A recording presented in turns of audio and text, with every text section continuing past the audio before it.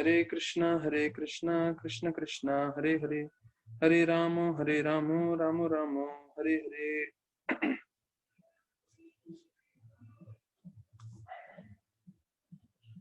सभी भक्तों का स्वागत है और सभी भक्तों का धन्यवाद जो एकत्रित हुए हैं आज के हरि कथा में जुड़ने के लिए। तो हमने कल जो है तीसरा स्कंद पूरा समाप्त किया।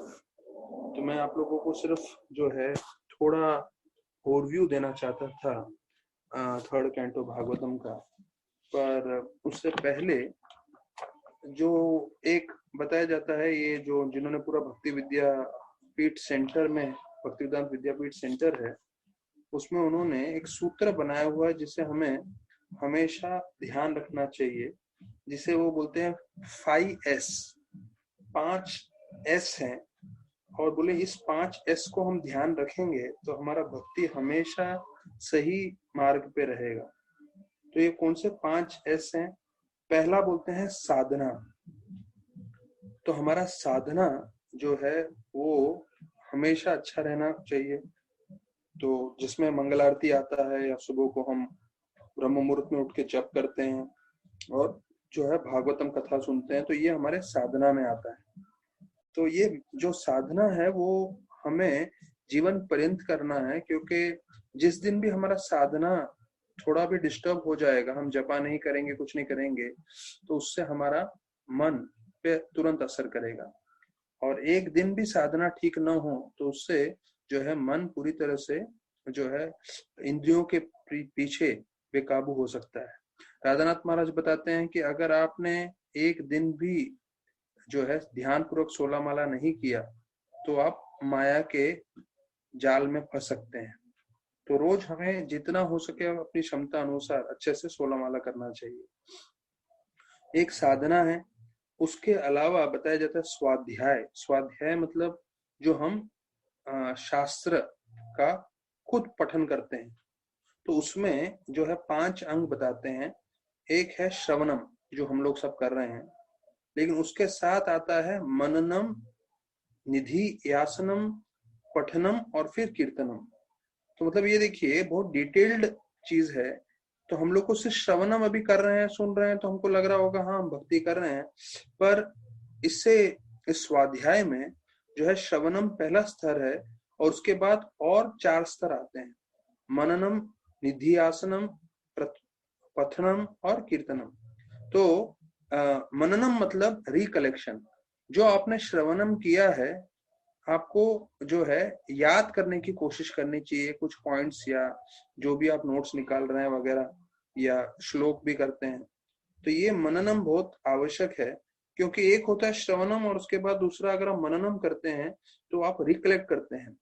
निधि आसनम का मतलब है कंटेम्पलेशन, कि आप इसके ऊपर जो है सिर्फ याद करना, तो एक तो हो गया रट लेना, और दूसरा है उसके ऊपर सोच विचार करना।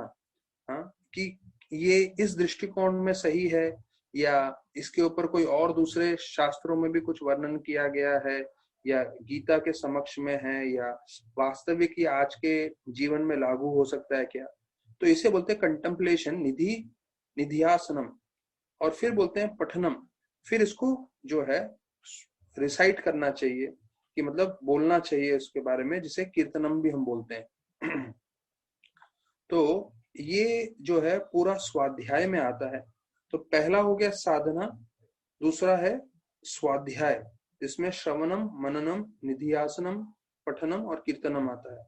तो हमें क्या लगता है कि श्रवणम कर लिया तो हम कीर्तनम करेंगे, लेकिन उसके बीच में ये स्टेप्स भी हैं जो हमें याद करना है, उसके ऊपर थोड़ा सोच विचार करना चाहिए और फिर जाके जो है इसको दोहराना चाहिए।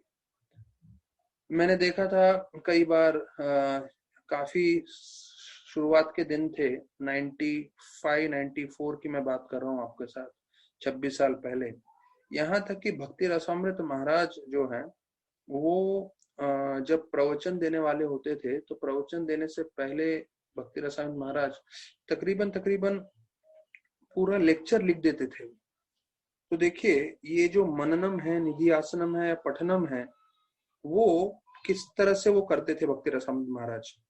मतलब लेक्चर देने से पहले मेरे पास उनके शीट्स भी थे, फिर गौरव प्रभु बोल रहे थे अरे आपको मुझे शीट्स देने चाहिए थे। वो मैंने बोला प्रभु जी वो तो मैं सिर्फ देख रहा था और फिर वहीं छोड़ देता था, क्योंकि मैं भक्ति रसामत महाराज के साथ 96 में एक उनका प्रोजेक्ट था, जब उन्होंने सब कॉलेजों में ऑल ओवर इंडिया में जो है डिबेट कंपटीशन अरेंज किया था 96 का सेंटेनियल ईयर में, बिकॉज वो साल था जब प्रभुपाद का जन्म को 100 साल हुए थे।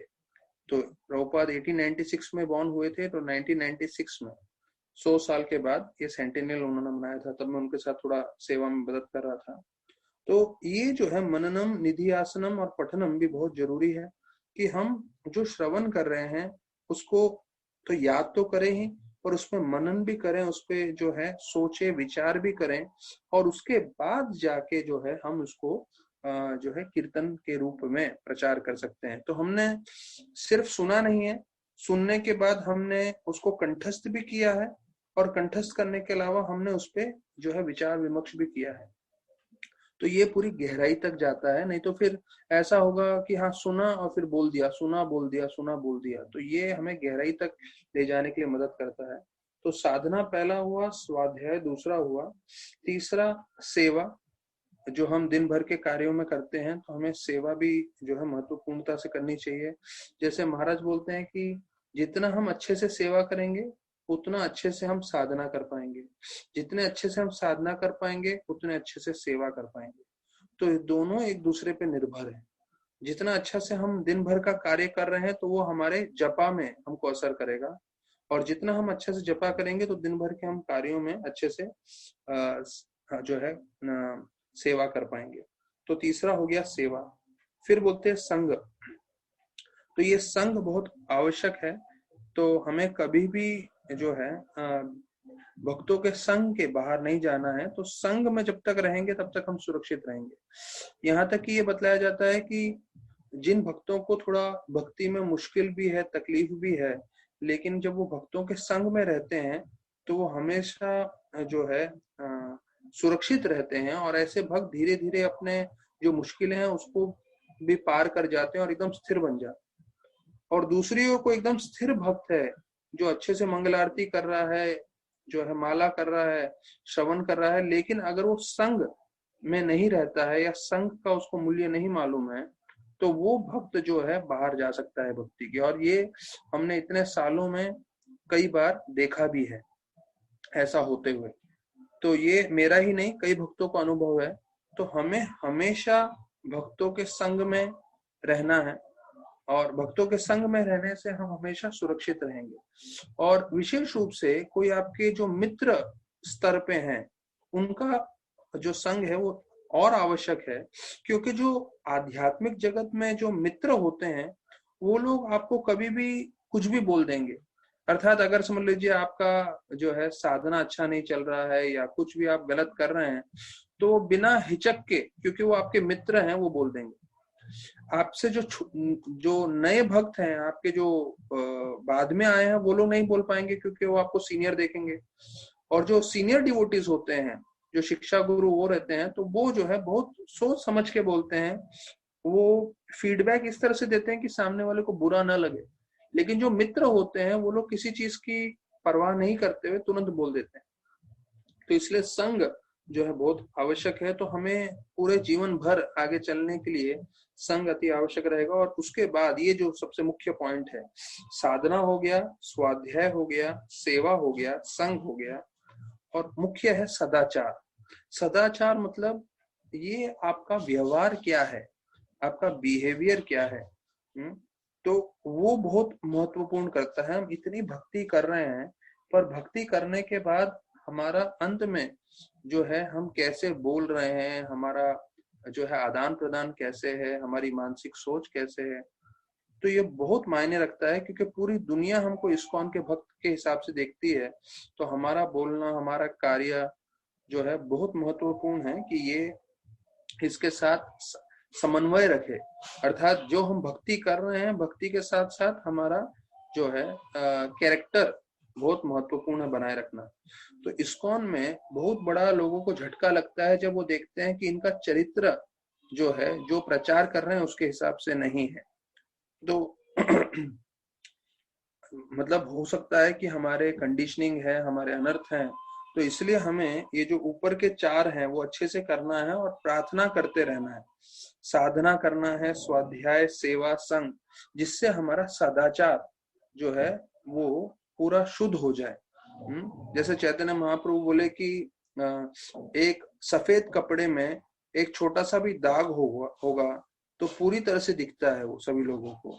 तो उसी प्रकार से बोलते हैं कि अगर हम भक्ति कर रहे हैं और भक्ति करते समय हम जरा सा भी गलती करते हैं तो वो पूरी दुनिया देखती है और पूरी दुनिया उसके बारे में चर्चा करती है। तो सभी लोगों को अनुभव भी होगा, अगर हम कभी गलती से क्रोधित हो जाते हैं या कुछ लड़ाई झगड़ा गलती से हो जाता है तो लोग बोलते हैं बस आप इस्कॉन वाले भी ऐसा करते हैं। तो ये हमें काफी ध्यान रखना है। तो तीसरे स्कंद में हमने शुरुआत की कि कैसे जो है परीक्षित महाराज, ये सिर्फ मैं आपको ओवरव्यू दे रहा हूँ कि परीक्षित महाराज जो हैं वो पूछने लगते हैं कि मुझे विदुर और मैत्रेय के बारे में जो उन्होंने चर्चा की उसके बारे में बताइए।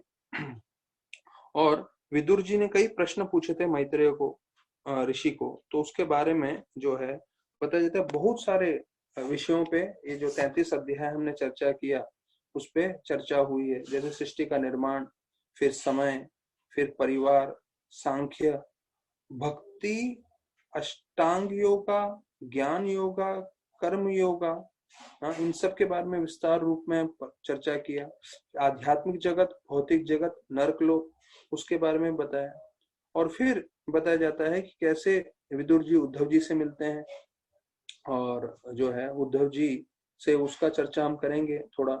फिर मैत्रेय, फिर ब्रह्मा, चतुर्कुमार जो मिलते हैं जय विजय को, तो उसके बारे में चर्चा किया। स्वयंभु मनु, देवहूति, कर्दम मनु। तो यहाँ पे पूरा वो विस्तारित रूप से बताया गया है कि कैसे हमने देखा कि विदुर जी पूरे निरासक्त होके जो है हस्तिनापुर से निकल जाते हैं और फिर वो कृष्ण कथा सुनने के लिए हमेशा आतुर रहते हैं। और यहाँ तक कि उनकी नम्रता वर्णन आ रही है कि किस तरह से वो उद्धव जी को बोले कि आप मुझे जो है अपना शिष्य मान लीजिए, जबकि उद्धव जी उनसे उम्र में छोटे थे। अभी देखें तो विदुर, देखिए उद्धव कृष्ण के उम्र के हैं और विदुर जी जो हैं पांडु के उम्र के हैं, क्योंकि पांडु, धृतराष्ट्र और विदुर तीनों भाई थे। तो मतलब अपने पुत्र की उम्र के लड़के के पास, उद्धव जी के पास, वो शिष्य बनने को तैयार थे। लेकिन उद्धव जी भी जो हैं वो उनको जो है स्वीकार नहीं करते और उनको जो है मैत्रेय ऋषि के पास भेजते हैं और बोलते हैं कि नहीं, वो योग्य है मेरे से ज्यादा, आप उनके पास जाइए। तो हम लोग ने उस पर चर्चा किया था, एक मर्यादा वर्तिक्रमा करके शब्द आया था कि हमें जो है देखना चाहिए परिस्थिति, उस हिसाब से हमें प्रचार करना चाहिए। अपने से बड़ों को जो है प्रचार नहीं करना चाहिए। हाँ, आध्यात्म के हिसाब से कर सकते हैं, लेकिन फिर भी यहाँ पे उद्धव जी वैसे नहीं करते। फिर बताया जाता है कृष्ण की लीलाओं का स्मरण करते हैं दूसरे, तीसरे और चौथे अध्याय में, वो हमने चर्चा किया। और फिर जो है वेदर जी और प्रश्न पूछने लगते हैं, तो उस प्रश्न के उत्तर में जो है कैसे पूरा सृष्टि का निर्माण हुआ, महाविष्णु ने कैसे किया, गर्भोदक्ष विष्णु ने कैसे किया, और फिर कैसे विराट रूप का, अगर याद होगा जब वो अध्याय पढ़ रहे थे तो बहुत मुश्किल हो रहा था विराट रूप का एक एक डिस्क्रिप्शन समझना, पर वो जो है 5वें 6ठे अध्याय में विस्तार रूप बताया गया था। फिर विदुर जी और प्रश्न पूछते हैं और उसके जवाब में बताया जाता है कि पूरा भागवतम का कैसे रचना हुई उसका वर्णन करते हैं। ब्रह्मा का पूरा जीवन, उनका जन्म हमने वो भी सुना है। और उसके बाद जैसे वो पैदा हुए वो कैसे भगवान को खोजने लगे, तप शब्द हमने सुना। और उस सेक्शन में एक आता है कि तपस्या सबसे शक्तिशाली है और तप की शक्ति से ही भगवान सब कुछ हमें ज्ञान देते हैं। और भगवान देखना चाहते हैं कि भक्त अपने जीवन में कितनी तपस्या करने के लिए तैयार है। जितना हम ज्यादा तपस्या करेंगे उतना ज्यादा भगवान हमको कृपा देंगे। तो देखिए, हो सकता है कि कोई बहुत बुद्धिमान हो, लेकिन सिर्फ बुद्धिमान है करके भगवान उसको कृपा नहीं देंगे। जब वो पूरी तरह से मेहनत करता है, पूरी तरह से परिश्रम करता है, तब जाके भगवान उसको कृपा देते हैं। तो राधानाथ महाराज बोलते हैं, service begins when your body starts paining, अर्थात सेवा तब प्रारंभ होती है जब आपका पूरा शरीर जो है दुखने लग जाए। पहले ही इतना थक गया है सेवा करते करते, लेकिन असली सेवा तो तब प्रारंभ होती है जब आपका शरीर दुखने लग जाए, अर्थात तब तो असली तपस्या प्रारंभ होती है। तो महाराज बोल सकते हैं, मैं इसे दोहरा रहा हूँ। तो फिर बताया जाता है ब्रह्मा जी के प्रार्थनाएं और जो है भगवान गर्भोदक्षाय विष्णु को देखने के बाद, तो हमने वो चतुर्श्लोकी जो है भागवत भी सुना जो ब्रह्मा जी को बताते हैं। और फिर सृष्टि का निर्माण कैसे किया उन्होंने, ये सब ज्ञान प्राप्त करने के बाद, जिसे सर्ग विसर्ग उसका पूरा वर्णन किया गया है। फिर बताया जाता है वराह भगवान का प्राकट्य हमने सुना 13वें 17वें और 19वें अध्याय में, और कैसे वो हिरण्याक्ष का अंत करते हैं। और उससे पहले हिरण्याक्ष और हिरण्यकशिपु जो है वो कैसे जन्म लेते हैं दीति के गर्भ में, और वो दोनों कौन थे हिरण्याक्ष हिरण्यकशिपु, वो हमने सुना 14, 15 और 16वें अध्याय में कि वो जय विजय थे और चतुर कुमार ने उनको श्राप दिया। और फिर बताया जाता है कि द्वेष और काम भावना का कितना मुश्किल परिस्थिति होती है, तो वो भी हमने सुना, क्योंकि दीति जो है कश्यप के साथ गलत समय में संग करती है, जिसके कारण ये दोनों दानव पैदा होते हैं। फिर वैकुंठ लोक का पूरा वर्णन हमने 15वें अध्याय में सुना। तो फिर बोलते हैं, एक तो हमने कश्यप दीति ने जो गलती की है वो सुना, पर उसके विपरीत जो है तीसरे स्कंद में कर्दम और देवहूति की भक्ति का वर्णन आता है। ये कर्दम और देवहूति कितने प्रामाणिक रूप से जो है भक्ति करते हैं, जिसके कारण साक्षात भगवान जो है कपिल देव जो है उनके पुत्र बनते हैं। तो फिर हमने स्वयंभू मनु के बारे में सुना कि कैसे वो राजा थे और एक क्षत्रिय जो है राजा के रूप में उन्होंने पूरे विश्व का ध्यान रखा, और अपनी पुत्री उन्होंने जो है कर्दम मुनि को दी। और फिर हमने जो है ये पूरा अध्याय सुना कि किस तरह से उन्होंने सेवा की और कैसे कर्दम मुनि जो है प्रसन्न होके देवहूति के लिए जो है पूरा एक महल बनाते हैं, और ये महल हवा में उड़ सकता है, पूरा शहर जितना बड़ा महल था ये, और उसमें देव कन्याएं देवलोक से आती हैं, उनकी सेवा करती हैं, और इतना सब इंद्रभोग करने के पश्चात जो है वो फिर उनको 9 पुत्रियां देते हैं। अभी 4थे स्कंद में ये 9 पुत्रियों का पूरा वर्णन आएगा पहले अध्याय से ही, और ये 9 पुत्रियां देते हैं, और उस 9 पुत्रियां देने के पश्चात जो है फिर एक पुत्र देते हैं कपिल मुनि, और उनके जन्म होते ही फिर वो जो है छोड़ के चले जाते हैं। तो वहां प्रभुपाद बताते हैं कि भगवान उनके घर में पैदा हुए हैं पुत्र के रूप में, पर वो तुरंत घर क्यों त्याग देते हैं?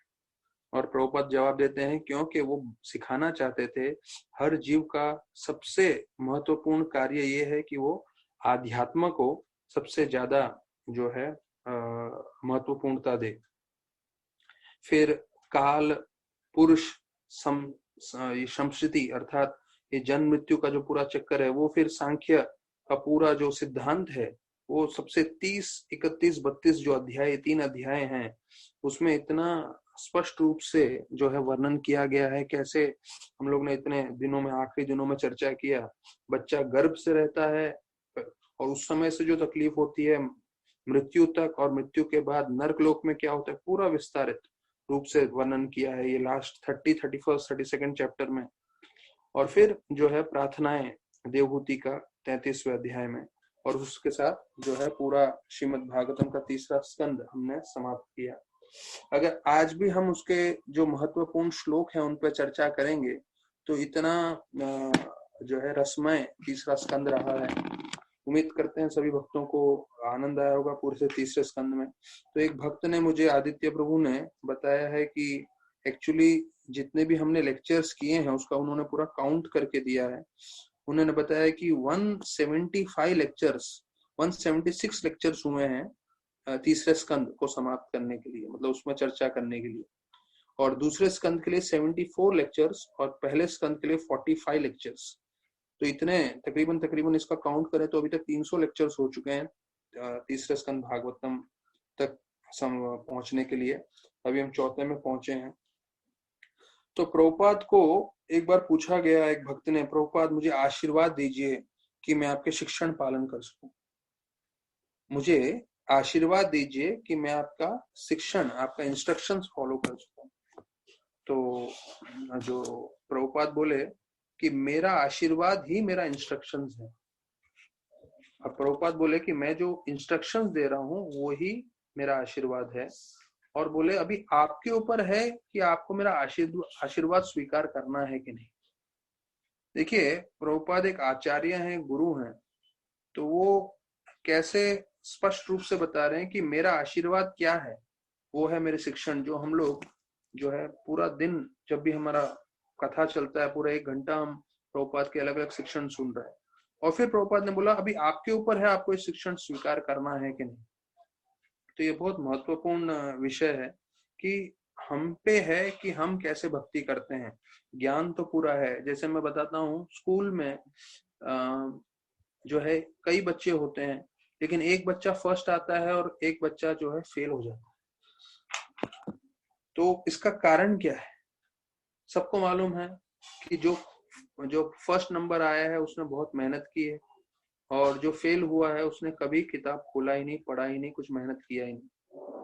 तो उसी प्रकार से अगर हम लोग भी भक्ति के अंदर अगर मेहनत करेंगे तो जो है हमें इसका आध्यात्म का पूरा लाभ मिलेगा।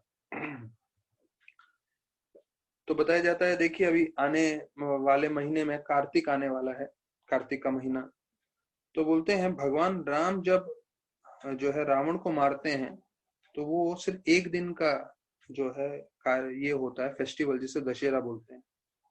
लेकिन जब माता यशोदा कृष्ण भगवान को बांध देती है, तो वो लीला जो है उनकी, भगवान जो है अपने भक्त के अधीन हो गए हैं, तो उसके लिए पूरा 1 महीने का फेस्टिवल होता है, जिसे कार्तिक मास बोलते हैं। तो हमें समझना चाहिए कि भगवान किस में प्रसन्नता ले रहे हैं। भगवान इसमें प्रसन्नता ले रहे हैं कि मुझे मेरे भक्त ने पराजित किया और मैं अपने भक्तों के अधीन हो रहा हूं। तो भगवान भी जो है इसमें प्रसन्नता लेते हैं। तो मैंने पहले अपने प्रवचनों में एक बार ये चर्चा किया था, ये काफी महत्वपूर्ण उद्देश्य ये है विषय। देखिए, आज मैं एक और भक्त को भी बता रहा था, जो हम बात करते हैं, अभी हम चर्चा कर रहे हैं भागवत का, लेकिन इस भागवत का चर्चा करते समय हम समझना चाहिए कि हर कोई व्यक्ति जो है दिन में जो है, पुरुष बताया जाता है कम से कम 5,000 शब्दों का प्रयोग करता है, ऐसा एक स्टैटिस्टिक्स बताया गया है। और स्त्रियां तकरीबन तकरीबन 15,000 शब्द बोलती हैं, 3 गुना ज्यादा। तो मतलब हम लोग सब बोलते हैं, पर जैसे कपिल मुनि बताते हैं, भक्ति 3 स्तर पे होता है, तमोगुण में, रजोगुण में, सत्वगुण में। उसी प्रकार से आप गीता में देखेंगे, गीता में बताया गया है भोजन जो है 3 गुणों में होता है, यज्ञ 3 गुणों में होता है, दान 3 गुणों में होता है, सब चीज 3 गुणों में वर्णन किया गया है। तो अभी जो है हम लोग जब बात करते हैं, तो बात करने की जो हमारी शैली है, उससे भी मालूम चलता है कि हम कौन से गुणों से प्रभावित हैं। तो ये सभी भक्तों के लिए लागू होता है, और ये इसमें मैं अपने आप को भी शामिल कर रहा हूँ, क्योंकि अगर हमारा तमोगुण में प्रभाव रहेगा तो आपको मालूम चलेगा बात करते समय जो है लड़ाई झगड़ा ज्यादा होगा। और बाहर की दुनिया में हम देखते हैं जो बहुत जो है बुरे शब्दों का प्रयोग करते हैं, गाली वाली का प्रयोग करते हैं। तो ये जो है, जब हम मुंह खोलेंगे और लड़ाई झगड़ा करेंगे या ऐसे गलत शब्द प्रयोग करेंगे, तो इसे बोलते हैं कि आप तमोगुण से प्रभावित होकर बात कर रहे हैं। तो ये एक स्पष्ट समझिए कि सामने वाला जब बात कर रहा है, तो बात करते समय वो हर बार दोष ढूंढ के झगड़ा कर रहा है, बार बार किसी ना किसी बात पे कर रहा है, तो इसका मतलब तमोगुण का प्रभाव है उस वक्त में। अब उससे ऊपर एक स्तर में आ रहे हैं हम, ये मैं भक्तों की बात कर रहा हूँ। बाहर वाले जो कर रहे हैं उनका तो मतलब व्यर्थ ही है। अगर वो कितना ही अच्छे से भी बात कर लें, एकदम बोलते हैं ना, नम्रता से भी बात करें, लेकिन बिना आध्यात्म का उनका जीवन का कोई फायदा नहीं है। क्योंकि जैसे हमने इतने सारे तात्पर्य में सुना, लाखों करोड़ों जन्म ले चुके हैं, ये एक जीवन है 70-80 साल का, और उसके बाद फिर लाखों करोड़ों जन्म लेते रहेंगे अगर भक्ति नहीं करेंगे। तो ये जीवन में सबसे महत्वपूर्ण ये है एक विषय कि हम अपना जो है भक्तिमय जीवन स्थिर रखें। तो तमोगुण का प्रभाव में झगड़ा करेंगे, अपशब्द बोलेंगे। अच्छा, रजोगुण के प्रभाव में जो है हमेशा इंद्रभोग के बारे में बात करेंगे। पैसे कैसे कमाऊं, ये कैसे मैं इंद्रभोग में इस्तेमाल कर सकता हूँ, वो कैसे मैं इंद्रभोग में इस्तेमाल कर सकता हूँ। और मैं आपको बताऊं कि भक्तों का जो है अगर तमोगुण में नहीं तो हमेशा रजोगुण का जो है प्रभाव रहेगा ही रहेगा भक्तों में, क्योंकि सभी भक्त जो है पूरी तरह से शुद्धिकरण नहीं हुआ है सबका, और हम सबको मेहनत करना है। तो इसलिए अगर आप देखें हमारे अगर वाक शक्ति में जो हम बातें कर रहे हैं उसमें हमेशा इंद्र भोग की बातें चल रही है, या पैसा कमाने की बात चल रही है, या ऐसे सब का बात चल रही है, तो हम रजोगुण से पूरी तरह से प्रभावित है। भले ही वो अच्छे से अच्छा हम भोजन की बात कर रहे हो, हाँ अगर भगवान की सेवा के लिए बात कर रहे हैं तो वो अलग है, अगर भगवान के 56 भोग की बात कर रहे हो तो वो अलग है। लेकिन अगर हम अपने लिए चलो पिज्जा बनाते हैं, आज समोसा बनाते हैं, और फिर बोलते हैं कि चलो वो भगवान को भी हम भोग चढ़ा देंगे, तो एक अलग दृष्टि होती है उसमें। तो अगर हम अपने भोग की बात कर रहे हैं तो रजोगुण का प्रभाव है। सत्वगुण का प्रभाव हमारे शब्दों में आता है जब हम दूसरों के कल्याण की बात करते हैं, दूसरों को मदद करने, विशेष रूप से ये भौतिक रूप से बात कर रहा हूं मैं, कि materially you want to benefit someone, अर्थात भौतिक रूप से समझ लीजिए आप किसी को भोजन देने की बात कर रहे हैं, या किसी को आप किसी परिस्थिति में मदद करने की बात कर रहे हैं, तो उस समय आप रजोगुण से प्रभावित नहीं है, आप अपने इंद्रभोग के बारे में नहीं सोच रहे हैं, आप किसके बारे में सोच रहे हैं, आप दूसरे के कल्याण के लिए सोच रहे हैं। लेकिन क्योंकि आप भौतिक रूप से सिर्फ सोच रहे हैं तो इसलिए वो जो है सत्वगुण में आता है। रजो और तमोगुण से तो बेहतर ही है। तो कई लोग जो होते हैं वो लोग एनआरआई हैं, एनआरआई मतलब जो है नॉन रेसिडेंट इंडियंस, लेकिन वो पूरी तरह से लोगों के जो है मदद करने के लिए तो स्लम्स में जाते हैं, झोपड़पट्टियों में जाते हैं, लोगों को मदद करने के लिए, उनको वहां से जो है बाहर निकालने के लिए, उनको अच्छे से धनराशि से नौकरी दिला के उनको स्थिर करने के लिए। तो देखते हैं कई लोग ऐसे सत्व गुण का कार्य कर रहे हैं, या ये हम लोग सत्व गुण की बातों के बारे में बोल रहे थे जिससे आप जो है लोगों को मदद करने की कोशिश कर रहे हैं। इससे सबसे उत्तम जो आता है शुद्ध सत्व। तो शुद्ध सत्व है जब आप स्पष्ट रूप से कृष्ण भक्ति के बारे में बात कर रहे हैं, जब आप लोगों को कृष्ण के बारे में प्रेरणा दे रहे हैं, आपस में भी कृष्ण की चर्चा कर रहे हैं, तो वो शुद्ध सत्व हो गया। क्योंकि ये जब भी बोलेंगे तो जो लोग भी इसके बारे में सुन रहे हैं, श्रवण कर रहे हैं, तो उनका निश्चित रूप से कल्याण होगा, और वो जो है भगवत भक्ति में लग के भगवत धाम जाने के मार्ग पे लग जाएंगे। तो ये देखिए हम लोग ये 4 स्तर हैं, मैंने सिर्फ जो है हम जिस तरह से बोलते हैं उसको मैंने 4 भागों में विभाजित किया है। जो है सत्व, शुद्ध सत्व भक्ति के बारे में, कृष्ण के बारे में, सत्व गुण जब दूसरे लोगों के कल्याण के लिए बात करते हैं भौतिक रूप से, रजोगुण जब इंद्रभोग की या पैसे कमाने की बात करते हैं, और तमोगुण जो हम जो है लोगों में दोष ढूंढते हैं, झगड़ा करते हैं, गलत शब्द प्रयोग करते हैं। तो जिस तरह से ये 4 स्तर पे हमारे शब्द हैं, उसी 4 स्तर पे हमारे मन की विचारधाराएं भी हैं, उसी इन 4 स्तरों पे हम शारीरिक रूप से कार्य भी करते हैं। तो एक भक्त को चाहिए कि उसके मानसिक विचार, उसके शब्द और उसके शारीरिक कार्य सब सत्व गुण में आने की, शुद्ध सत्व में आने की कोशिश करनी चाहिए हमेशा। तो हमारे जो है पूर्व इस जन्म के और पूर्व जन्म के जो है संस्कार के कारण हो सकता है हम बार बार रजोगुण में आ जाएं, या हो सकता है कभी गलती से थोड़ा तमोगुण भी आ जाए सब चीजों में, लेकिन फिर हमें कोशिश करना चाहिए कि हम सत्व गुण में प्रवेश करते, शुद्ध सत्व में प्रवेश करते हैं।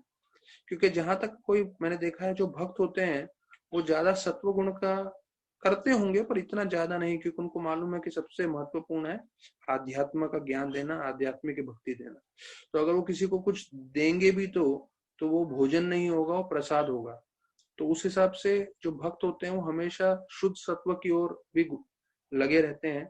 लेकिन क्योंकि उनका जो है संस्कार ऐसे रहते हैं, और मेरे भी उस तरह से ही है, तो इसके कारण हम रजोगुण में भी काफी प्रभावित रहते हैं दिन भर के कार्यों में। तो ब्रह्मा जी जैसे पूरा सृष्टि का निर्माण कर रहे थे, तो क्रिएशन मतलब जब सृष्टि का निर्माण मतलब करना, तो वो रजोगुण का प्रभाव है। आप कुछ भी नया बनाने जा रहे हो, कुछ करने जा रहे हो, तो वो जो है रजोगुण का प्रभाव उसमें रहता ही है। तो इसलिए वो स्वयं भी भागवत सुनते हैं, जिससे वो रजोगुण के प्रभाव को कम करके शुद्ध सत्व में रह सके। तो आज मैं आप लोगों के साथ ये जो गीता में 3 तप बताए गए हैं, ये अभी मैंने आप लोगों के साथ जो है सिर्फ शब्दों का वर्णन किया। वही शब्दों के बारे में, शरीर के बारे में और मन के बारे में गीता के 17वें अध्याय के 14, 15 और 16 इन 3 श्लोकों में वर्णन किया गया है कि क्या हमें तप करना चाहिए।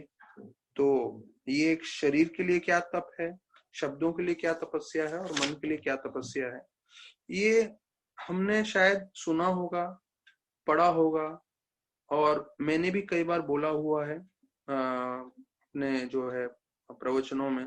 लेकिन ऐसा है कि जब भी हम इसको वापस से पढ़ते हैं, हाँ, तो इससे हम काफी चीज सीख सकते हैं।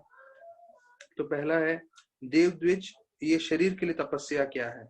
देव द्विज गुरु प्रज्ञा पूजनम शौचम मार्जनम ब्रह्मचर्य अहिंसा च शरीरम तपोच्यते। तो शरीर के लिए क्या तपस्या है बता रहे हैं, तो उसमें 5 चीजों का वर्णन किया गया है। पहला है कि हमें भगवान को पूजना चाहिए। तो देखिए, कृष्ण भगवान जब अर्जुन को बता रहे हैं शरीर की तपस्या, तो उसमें सबसे प्रमुख आता है कि हमें भक्ति करना है। तो लोग बोलते हैं कहाँ लिखा है भाई भक्ति करना, नाम जप करना। यहाँ पे लिखा है देव द्विज गुरु प्रज्ञा पूजनम शौचम अर्जनम, उनकी पूजा करनी चाहिए। किसकी? देव की, मतलब भगवान की। द्विज की, जो है देवता या जो ब्राह्मण है। फिर गुरु की, यहाँ तक कि बोलते हैं अपने माता पिता की। इन सब की हमें पूजा अर्चना करनी चाहिए। क्यों? क्योंकि माता पिता के कारण हमें शरीर प्राप्त हुआ है। ये पहला हो गया तपस्या। दूसरा तपस्या है हमें स्वच्छता बनाए रखना है। तो इसमें जस्ट मैं आपको बता दूं, जब माता पिता को पूजने का वर्णन आ रहा है, पूजन करने का, तो यहाँ पे प्रभुपाद लिखते हैं कि हमें माता पिता को भी सम्मान देना चाहिए, और any person who is convergent with वैदिक नॉलेज, अर्थात जिनको शास्त्रों का ज्ञान हो। जिनको शास्त्र का ज्ञान नहीं है हम उनको सम्मान देंगे, पर जो है उनसे ध्यान रखना है, क्योंकि वो कुछ भी बोलेंगे हम स्वीकार नहीं कर सकते। तो वो एक थोड़ा जो है, हमें माता पिता का सम्मान भी करना चाहिए, लेकिन अगर उनको वेदों का, शास्त्रों का ज्ञान नहीं है तो उनकी हर बात को हम नहीं मान सकते, क्योंकि वो हमेशा हमें जो है इस तरह से मार्गदर्शन करेंगे जिससे हमारा भौतिक जीवन जो है बेहतर हो। तो वो जो है हमारे लिए कल्याणकारी नहीं है।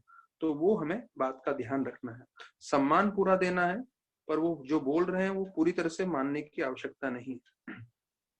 तो ये हो गया पहला। फिर दूसरा बोलते हैं स्वच्छता, क्लीनलीनेस, शौचम। तो प्रभुपाद बोलते हैं जब हम जप करते हैं तो भक्ति करने से हम अंदर और बाहर दोनों तरफ से स्वच्छ होते हैं। और भागवतम में हमने सुना कपिल मुनि की कथा में कि कैसे प्रभुपाद लिखते हैं ब्राह्मण जो होते हैं भक्तगण 3 बार स्नान करते हैं, फिर इस ऊपर रूप से और अंतरंग रूप से साफ रहने के लिए भगवान का नाम जप करते हैं।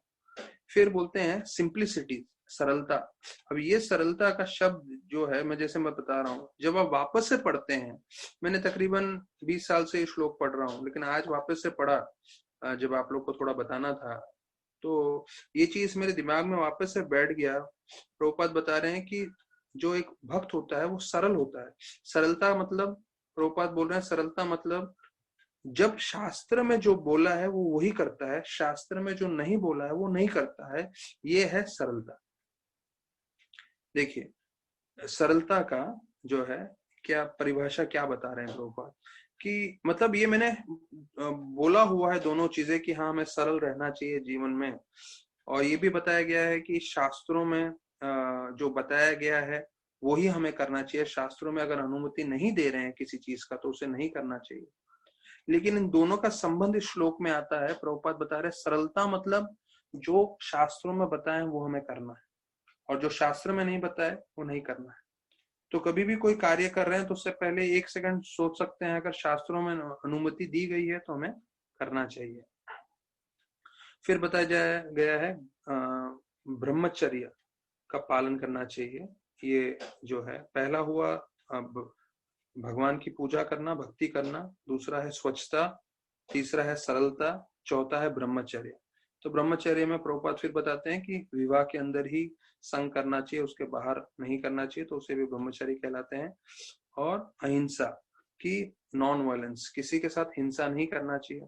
प्रभुपाद ने यहाँ पे नहीं पर दूसरी जगह गीता में बताया है कि जीव अपने स्तर पे आध्यात्मिक जीवन में प्रगति कर रहे हैं, तो हमें जो है उनका जीवन आध्यात्म में जैसे वो प्रगति कर रहे हैं भौतिक रूप से, उसे नहीं रोकना चाहिए, वायलेंस नहीं करना चाहिए, हिंसा नहीं करनी चाहिए। तो ये 5 शरीर के तपस्या हो गए। और जैसे मैंने अभी शब्दों का बताया कि शब्द कैसे हम तमोगुण में इस्तेमाल कर सकते हैं, रजोगुण में, सत्वगुण में और शुद्ध सत्व में। यहाँ पे प्रभुपाद बताते हैं पहला अनुद्वेगम कर्म वाक्यम सत्यम प्रियम हितम चेत स्वाध्याय अभ्यासनम चेव मानमय तपोच्यते। तो उसमें पहला चीज बोलते हैं हमें ऐसे शब्द नहीं बोलने चाहिए जिससे लोग दुखी हो, विचलित हो, परेशान हो। One should not speak in a word to agitate the mind of others। तो ये अनुद्वेग जो पहला आ रहा है, तो जो हमने तमोगुण के वाक्य में चर्चा किया कि ऐसे वाक्य नहीं बोलने चाहिए जिससे झगड़ा हो या हम किसी को बुरा बोलें या गलत शब्दों का प्रयोग करें, तो वो प्रभुपाद जो है पहला बता रहे हैं। फिर बाकी सब चीजों में सत्यम, प्रियम, हितम, ये 3 चीज और बोला। अंतिम में आ रहा है जो उद्देश्य है, मैं इस भागवतम में से सीधा गीता में आ गया और गीता में मैं ये श्लोक लेकर आ रहा हूं। क्यों? क्योंकि इस पॉइंट को आप लोग को बताने के लिए स्वाध्याय अभ्यासनम चैव वान्मय तो पहुंचते। तो स्वाध्याय अभ्यासनम चैव मतलब प्रभुपाद लिखते हैं there is limitless talk of Vedic literature and one should study this. This is penance of speech। मतलब हमारी जिह्वा के लिए तपस्या क्या है, ये देखिए लास्ट लाइन में 17 चैप्टर 15th वर्स गीता बता रहा है कि हमारी जिह्वा के लिए तपस्या क्या है। ये शास्त्र पढ़ना, वो हमें अच्छा नहीं लग रहा है, हमें एंजॉयमेंट नहीं ला रहा है, मुझे आनंद नहीं आ रहा है, तो उससे कुछ फर्क नहीं पड़ता, हमें पढ़ना ही चाहिए। ये हमारे लिए तपस्या है। तपस्या मतलब भले ही हमें कोई अच्छा लगे न लगे, हम वो कार्य करें। तो प्रभुपाद बताते हैं कि जब भी कोई भक्तों के समूह में कोई कुछ बोलता है तो उसको वही चीज बोलना चाहिए जो शास्त्रों में वर्णन है। तो यहाँ पे लिख रहे हैं the process of speaking in spiritual circle is to say something upheld by the scriptures. और फिर उसके ऊपर आपको स्पिरिचुअल अथॉरिटी कोट करना चाहिए कि कहाँ पे बताया गया है, तो आपकी बात पूरी प्रमाणिक हो जाती है। तो ये हमें समझना है कि ये हमारे जीवन के लिए तपस्या है, शास्त्र पढ़ना, शास्त्र सुनना। और वही चीज अंतिम में जो है तपस्या जो मन के लिए है 16वें श्लोक में भी बताया गया है। मन प्रसादम सौम्यत्म मौनमात्म विनिग्रह भव संसुद्धिर इति एतत् तप मानसम उच्यते। तो ये मन के लिए क्या तपस्या है। तो अभी मैंने आप लोगों को इस पहले प्रवचनों में बताया था, हमें अपना मन को इस तरह से ट्रेनिंग देना चाहिए कि वो दूसरों का कल्याण कर सके, दूसरों के लिए जो है अच्छा कर सके। तो भौतिक रूप से अच्छा करना तो वो सत्व गुण में आ जाएगा, लेकिन आध्यात्मिक रूप से अच्छा करेंगे तो शुद्ध सत्व में आएगा। और फिर जो है इसमें बताया गया है कि हमें जो है अपना मन वापस से यहाँ बताया गया है, बहुत सारे वैदिक शास्त्र दिए गए हैं, उसमें लगाना चाहिए और वो सब श्रवण करना चाहिए, तो हमारा मन संतुष्ट होगा। और यहाँ पे एक और पॉइंट है जो मैंने चर्चा नहीं किया। प्रभुपाद बोलते हैं the more we think of sense enjoyment the more mind becomes dissatisfied. तो जितना हम ज्यादा इंद्रभोग के बारे में सोचेंगे हमारा मन उतना और असंतुष्ट हो जाएगा। तो हम देखते हैं आज की तारीख में लोग सबसे ज्यादा स्ट्रेस में है, टेंशन में है। क्यों? क्योंकि ज्यादा से ज्यादा इंद्रभोग के बारे में सोच। तो ये डायरेक्ट कनेक्शन है। प्रभुपाद बोल रहे हैं आप जितना इंद्रभोग के बारे में सोचोगे उतना आपका मन असंतुष्ट हो जाएगा। और प्रभुपाद बोल रहे हैं कि ये जो अभी जिस तरह से टेक्नोलॉजिकल एडवांसमेंट चल रहा है या इंटरनेट एज आ गया है, तो हम लोग जो है अपना मन बहुत सारे इंद्र भोग की चीजों में लगा रहे हैं। तो अगर हम देखें मोबाइल का यूसेज अलग अलग तरह से इंद्र भोग का ही चीजें हैं, और जितना इंद्र भोग में हम मन लगाएंगे तो यहाँ पे स्पष्ट किया है कि हमारा मन संतुष्ट नहीं होगा और ज्यादा से ज्यादा असंतुष्ट होगा। तो एक तरफ है हमारा मन असंतुष्ट है, डिससेटिस्फाइड, और उसको संतुष्ट करना है तो हमें वैदिक शास्त्र पढ़ने चाहिए। वो यहाँ पे 16वें श्लोक में भी बताया गया है। तो यही चीज 15वें और 16वें श्लोक में दोहराया गया है कि तपस्या है हमारे लिए शास्त्र पढ़ना, शास्त्र सुनना। तो तपस्या हम जो है बहुत सारी चीजों में कर रहे हैं जीवन में, लेकिन आध्यात्म में ये तपस्या करेंगे तो हमारा जीवन भी कल्याण होगा। और जो है यहाँ पे बताया गया है, नहीं तो जितना भी हम इंद्र भोग के बारे में सोचते रहेंगे हम जो है असंतुष्ट रहेंगे। अभी जैसे मैंने आप लोगों को प्रभुपाद का वो पास्ट टाइम बताया कि प्रभुपाद बोले मैंने इंस्ट्रक्शन दे दिया है, अभी फॉलो करना है कि नहीं वो आपके ऊपर है। तो यहाँ पे प्रभुपाद ने स्पष्ट बोल दिया है कि मन को अगर संतुष्ट करना है तो उसका तरीका क्या है, वो है भगवान की कथा सुनना। तो भले ही थोड़ा तपस्या लगे, थोड़ी तकलीफ लगे, पर हमें ये नित्य रूप से करना चाहिए। तो 15, 16 और 17 जो है 17वें अध्याय के ये जो श्लोक हैं वो काफी महत्वपूर्ण है। जो है भक्तगण इसको कंठस्थ भी कर सकते हैं और जो है इसका जो है ये भी कर सकते हैं, पूरी तरह से ध्यान करके इसको अच्छे से पढ़ भी सकते हैं तात्पर्यों को।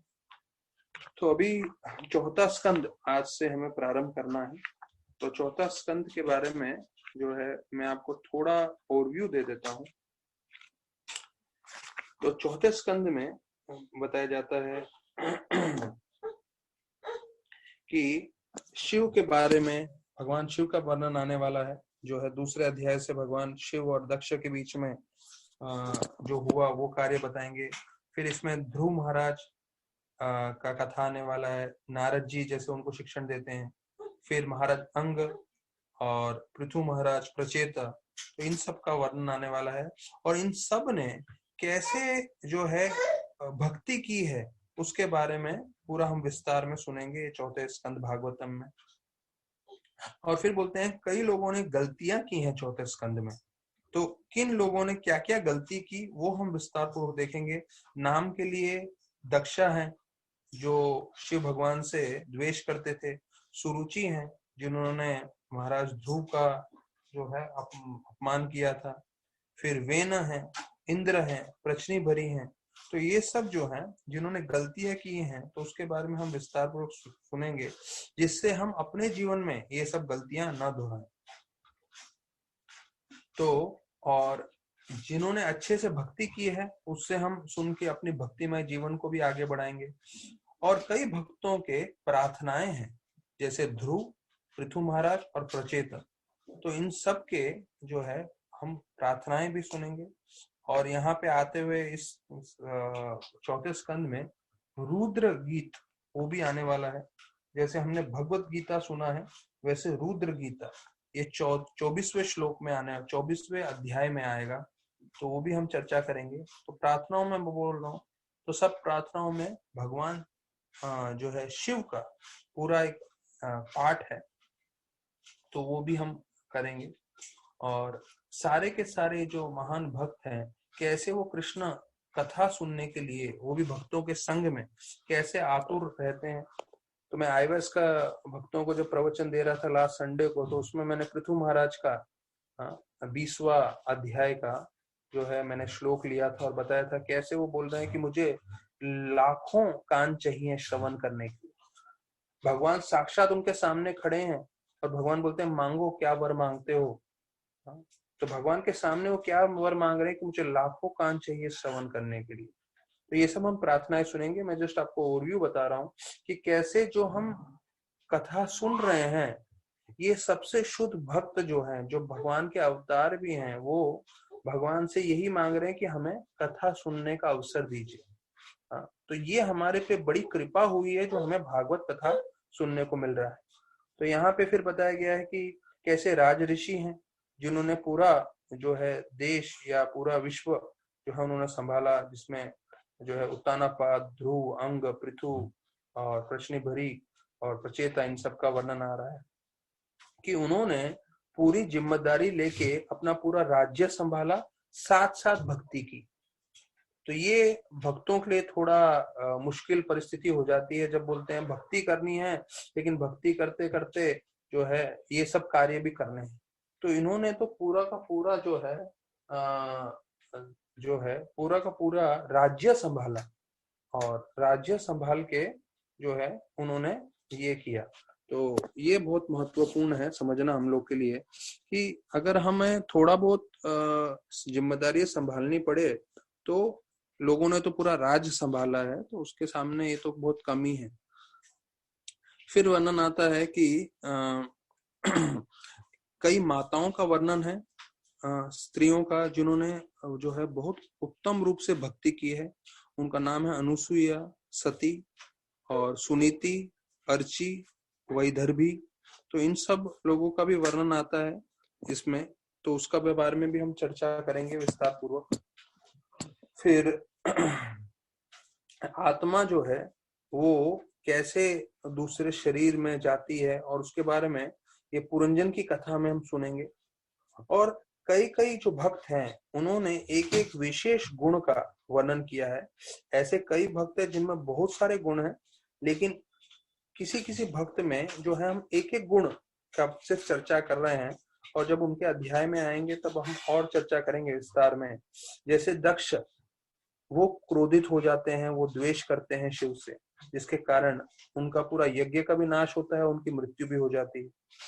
फिर शिव है, कैसे वो सहनशील रहते हैं, तो वो गुण हम देखेंगे कि कैसे उनका जब अपमान हो रहा होता है तो वो बिल्कुल विचलित नहीं होते, वो एकदम शांत होकर बैठते हैं।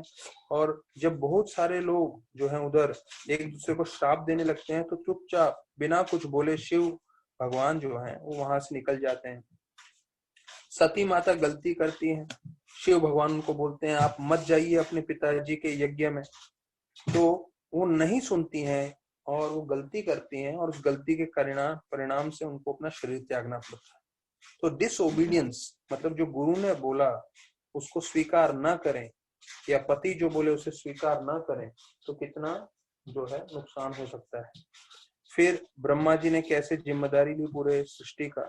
सुरुचि जो सौतेली माँ थी ध्रुव की, उन्होंने कैसे गलत शब्दों का प्रयोग किया, तो गलत शब्दों का प्रयोग करने से उनको कितना बुरा लगा, और उसके कारण जो है ध्रुव महाराज कितने उनको जो है वो तपस्या के लिए चले गए। फिर सुनीति में देखते हैं कैसे उनमें श्रद्धा और सबूरी थी, कि भले ही उनके बेटे को इतना अपमान हुआ लेकिन फिर भी उन्होंने उनको सही मार्गदर्शन किया। और जब हम देखते हैं कि अंतिम समय आता है, तो ध्रुव महाराज से पहले सुनीति माता जो है भगवत धाम के रास्ते पे जाती हैं। फिर ध्रुव महाराज का हम देखते हैं क्या दृढ़ता थी, वो हम देखेंगे कैसे उन्होंने भगवान को तपस्या से प्रसन्न किया, और नारद मुनि ने कैसे उनको मार्गदर्शन किया। और उनके पिता उत्तानापाद, फिर उनको लगता है अरे मैंने बड़ी गलती की, मैंने अपने बेटे का ध्यान नहीं रखा। फिर आगे चल के जब पृथु महाराज की कथा आएगी तब हम देखेंगे इंद्र भगवान जो है कैसे द्वेष करते हैं, और द्वेष के भाव में आके वो जो है उनका घोड़ा चुराने की कोशिश करते हैं, और चोरी करते भी हैं। पृथु महाराज कैसे उनको क्षमा करते हैं। तो ये क्षमा जो है that is the main quality of a devotee, forgiveness. तो ये मायापुर के जो ILS मीटिंग्स हो रहा था, तो उसके भागवतम क्लास में बता रहे थे, जहाँ पूरे वर्ल्ड के लीडर्स हैं, सब टॉप सन्यासी थे, तो उसमें बता रहे थे कि हर एक व्यक्ति का पासपोर्ट होता है। तो पासपोर्ट बताता है वो कौन से कंट्री बिलोंग करता है, कौन से कंट्री से है। तो पासपोर्ट जैसे ही दिखाओगे तो बोलेगा हाँ ये भारतवर्ष से है या फलाना फलाना। तो उसी प्रकार से बोलते हैं एक भक्त का पासपोर्ट और उसका मेन क्वालिटी क्या है, वो है फॉरगिवनेस, क्षमा। तो जब तक हम दूसरों को क्षमा करने की क्षमता नहीं रखते, तब तक हम अपने आप को भक्त नहीं कहला सकते। फिर अंग से बताया सीखेंगे कि हम कैसे निरासक्त रह सकते हैं, और प्रश्न भरी कैसे आसक्त थे, तो उसको फिर उनका उद्धार के लिए नारद मुनि आते हैं और कथा सुनाते हैं। और प्रचेता जो हैं उनसे कैसे प्रचेता जो भाई थे उन सब में जो है एकदम मैत्री संबंध था, प्रेम था, तो वो हम सुनेंगे। तो यहाँ पे बताया गया है कि मनु के स्वयंभू मनु के 3 पुत्रियां हैं, तो देवहूति, आकुति, प्रासूति। तो उसका पूरा वर्णन जो है वो सुनेंगे पहले अध्याय में। फिर उनके जो 2 पुत्र हैं, उत्तानापाद और प्रियव्रत।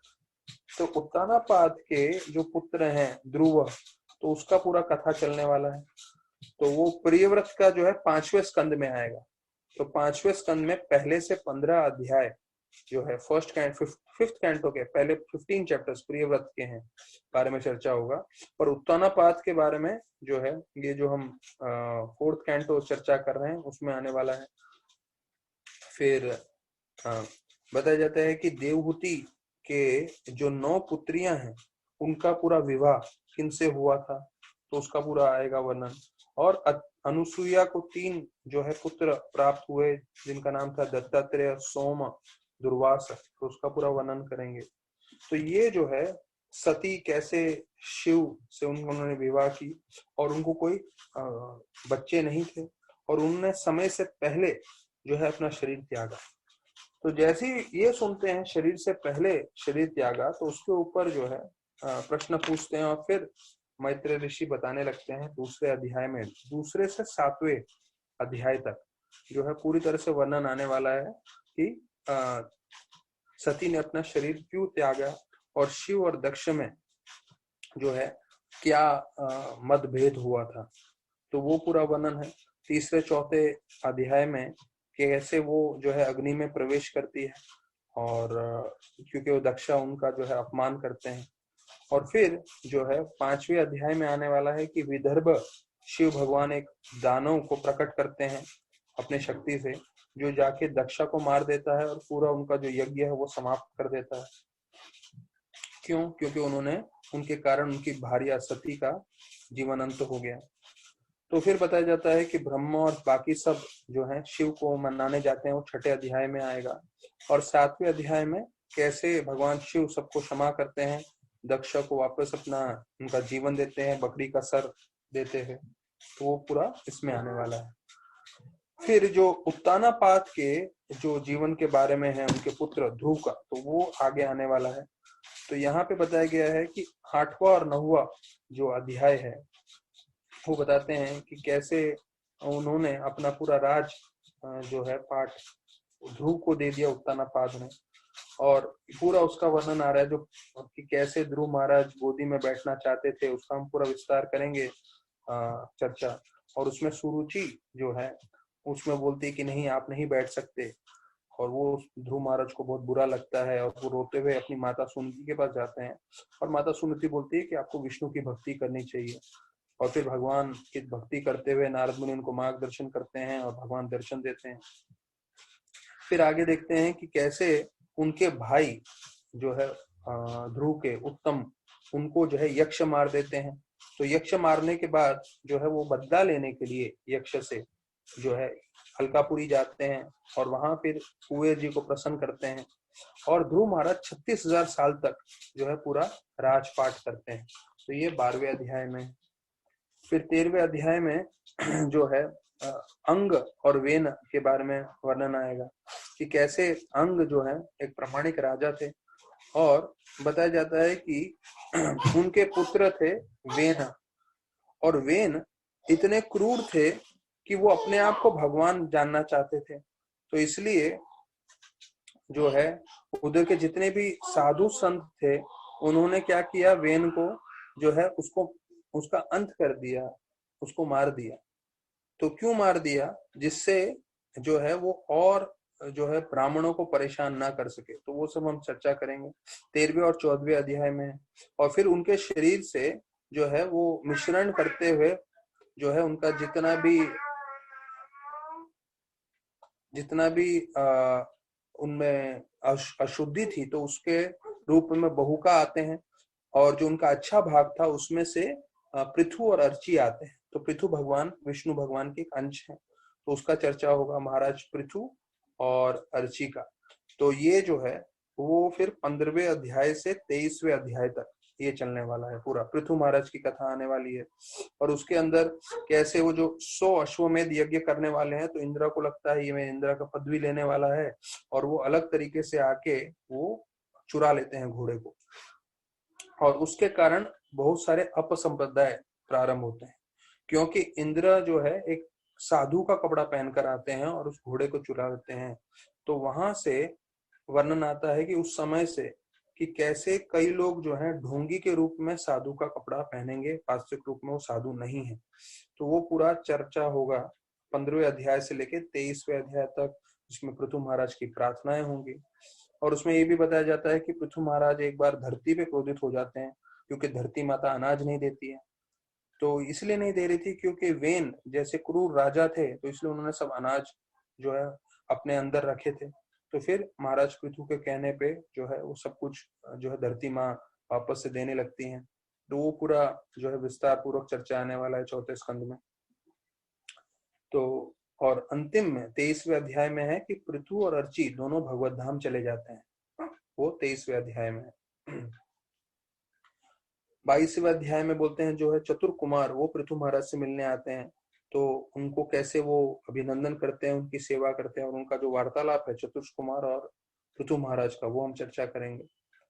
और फिर जो है जो प्रश्नी भरी और प्रचेता, उनका वर्णन आ रहा है। ये जो है अंतिम एक और भाग है जिसमें बताया गया है कि 24वां मैंने बताया रुद्र गीत है, रुद्र जी ने जो शिक्षण दिए हैं वो पूरा वर्णन आने वाला है।